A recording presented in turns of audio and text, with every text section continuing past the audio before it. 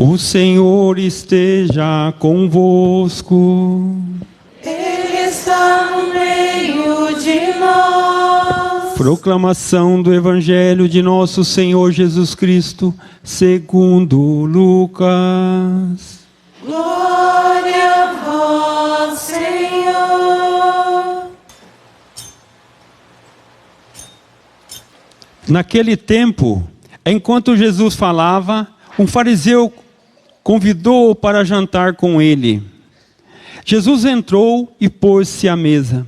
O fariseu ficou admirado ao ver que Jesus não tivesse lavado as mãos antes da refeição.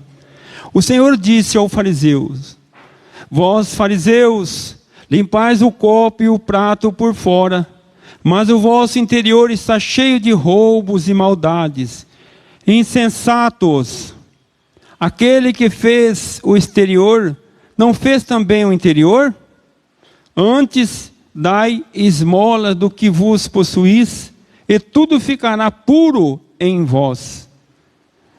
Palavra da salvação.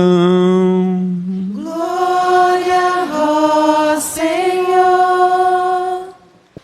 Caro amigo Padre José Martins, queridos irmãos e irmãs aqui presentes, a todos que nos acompanham pelas redes sociais, a liturgia de hoje, Jesus nos ensina a viver, mas sobretudo demonstrar a nossa prática espiritual.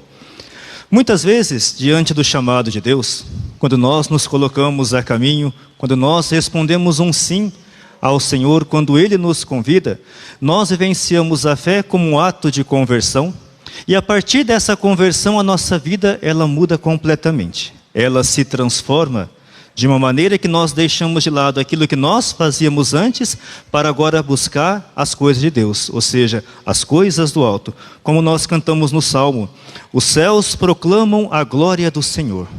Quando nós proclamamos a glória do Senhor, quando de fato nós nos encontramos com essa palavra que nos salva, que nos liberta, com essa palavra que transforma completamente o nosso viver, e aí nós nos engrandecemos diante desse chamado de Deus.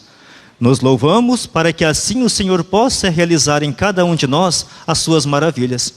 Mas diante dessas maravilhas que Deus realiza, ou seja, diante da nossa fé, do nosso desejo, nós vamos demonstrando a cada momento o nosso motivo de estarmos realmente na igreja, de assim servirmos ao nosso Senhor. Só que é necessário um cuidado.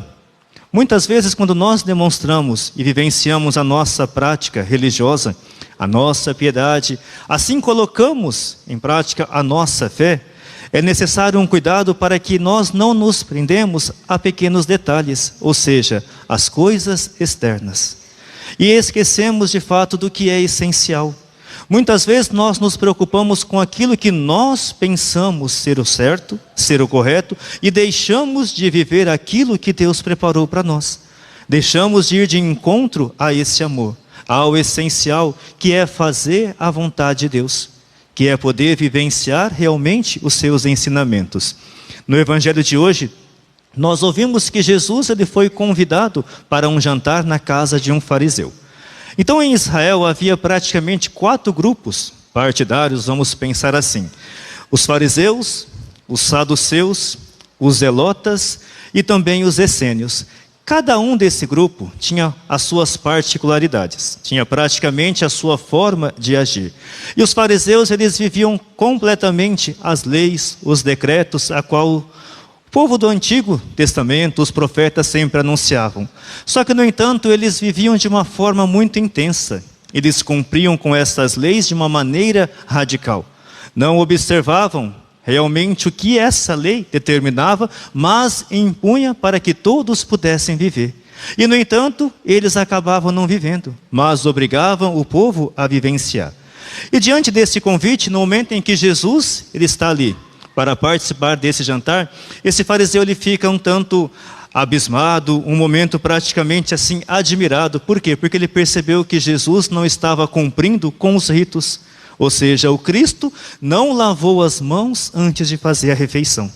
Então, para nós, o lavar as mãos, ele vem com uma questão de higiene. Então, hoje, nós lavamos as mãos antes das refeições por um fato de uma higiene, por um cuidado maior, mas, no entanto, os fariseus viviam como um rito religioso de uma purificação.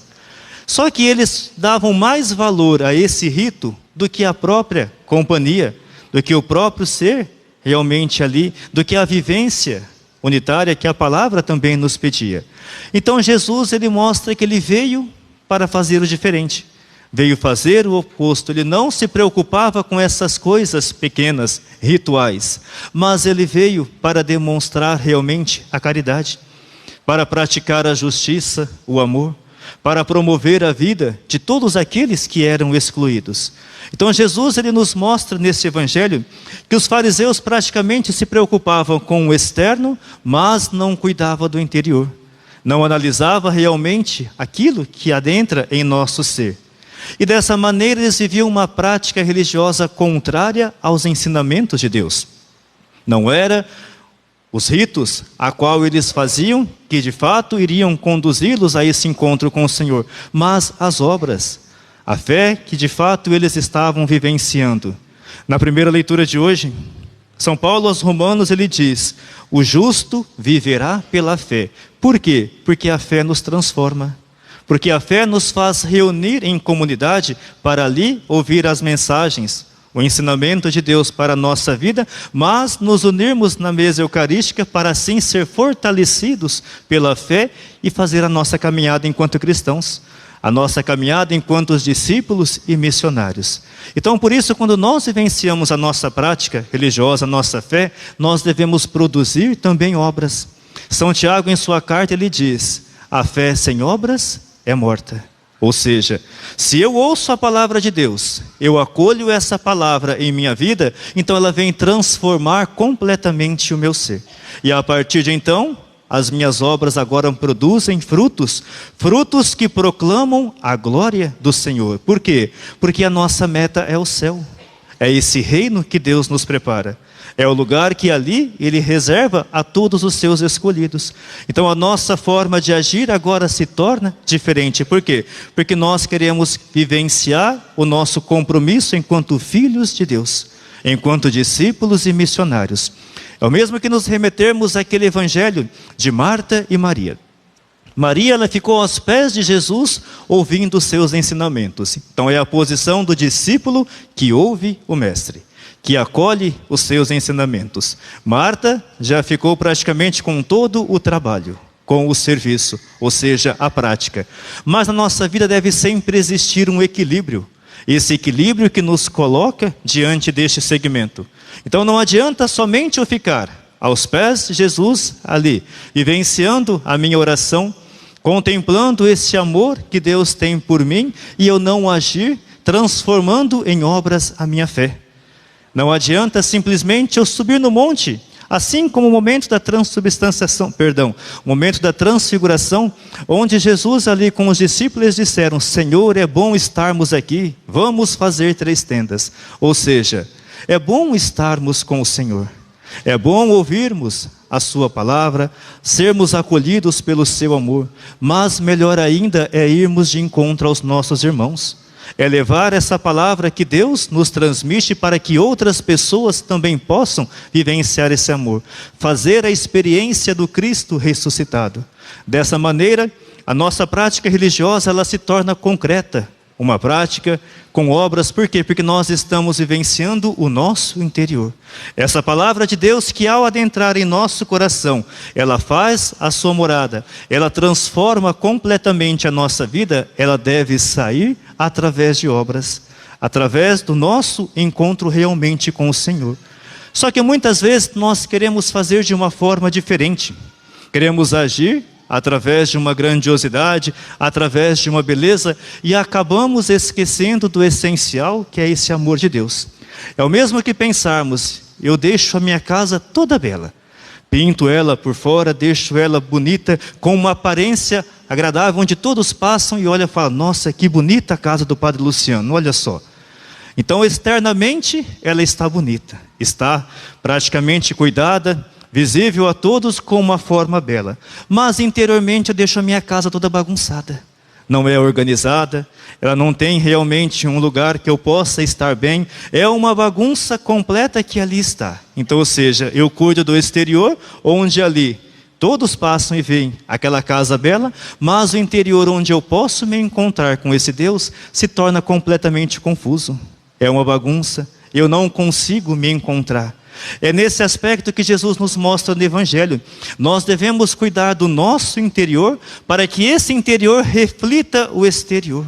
É o mesmo quando nós dizemos, nossa, como essa pessoa tem uma beleza interior. Por quê? Porque ela reflete aquilo que ela vive, aquilo que ela sente. E isso se torna fundamental na nossa vida, porque ali nós temos esse encontro com o Cristo. Ali nós percebemos que a palavra de Deus realmente fez o efeito que devia fazer, transformar o coração daquela pessoa, nos renovar para assim vivenciarmos este encontro com Cristo. Diante desta liturgia, onde o Senhor nos ensina também a vivermos o nosso encontro com Deus, a demonstrarmos a nossa prática espiritual, que nós possamos nos esvaziar dos nossos desejos, dos nossos sentimentos, para nos preencher da graça daquele que nos salva, daquele que nos liberta de todos os pecados. Neste terceiro dia deste cerco de Jericó, nós meditamos sobre o tema livrai dos males espirituais. Quantos males nos aflige e nos impede de receber a graça de Deus? Quantos males não nos permitem ir de encontro a esse verdadeiro amor de Deus que quer nos curar, quer nos transformar, quer sempre nos dar uma nova vida? O que eu posso fazer para me livrar realmente desse mal? Ou seja, é viver a minha fé.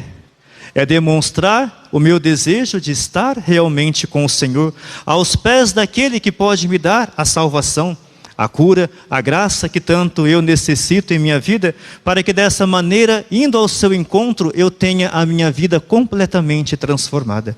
O meu desejo de servir realmente a esse Senhor, que derruba as muralhas da minha vida, mas me dá sempre uma opção para que eu possa seguir adiante.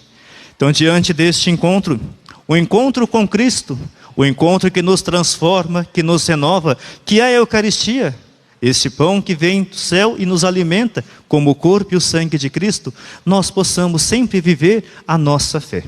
Termos um coração puro, assim como o Senhor nos pede, e diante desse coração que as pessoas possam perceber a presença desse Deus que habita em cada um de nós. E habitando, Ele possa nos transformar para a cada momento levarmos adiante a sua palavra, mas sobretudo este grande amor de Deus em nós.